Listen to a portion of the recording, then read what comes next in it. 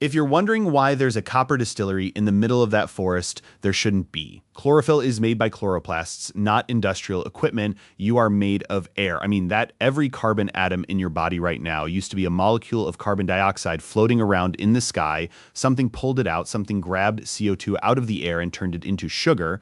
And then that sugar became your bones, your brain, your weird little toenails. That something is a green pigment sitting inside every leaf on the planet. It's called chlorophyll. And without it, you are not here. None of us are. The trees aren't. The oxygen isn't. The whole game shuts down. Chlorophyll lives inside tiny compartments in plant cells called chloroplasts. When sunlight hits a leaf, chlorophyll catches it, but here's the thing. It's picky. Chlorophyll grabs red light and blue light. It bounces green light right back. That's why leaves are green. The entire color of forests, fields, jungles, your front lawn, all of it exists because this molecule said nah to green. You're looking at the world's most important pigment, and its most obvious feature is a limitation that's chlorophyll for you.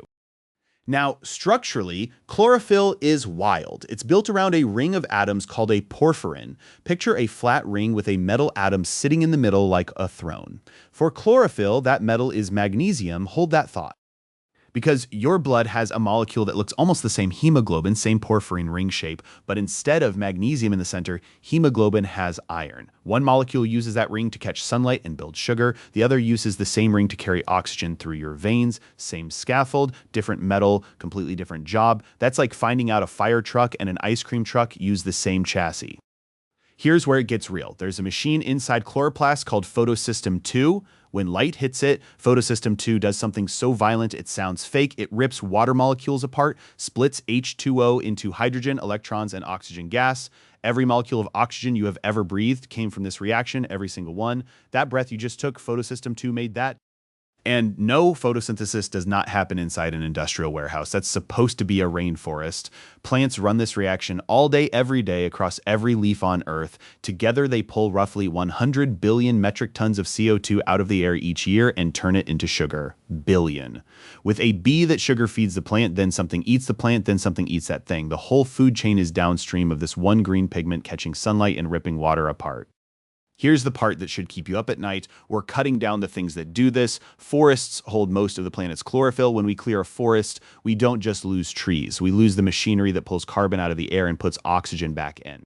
Between 2001 and 2023, the world lost roughly 488 million acres of tree cover. That's an area bigger than Mexico. Every acre gone means less chlorophyll working, less carbon pulled down, less oxygen pushed out.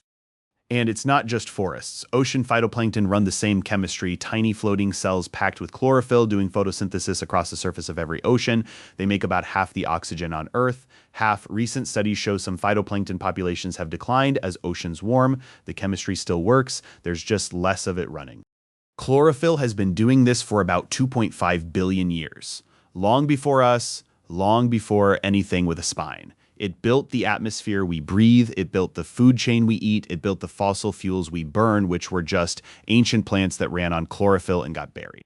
One pigment, one reaction, the whole living world downstream. Thanks for watching. If you want more substances that quietly hold civilization together, subscribe. I'll be here next time, probably still thinking about the fact that my skeleton used to be air. That's never going to stop being weird.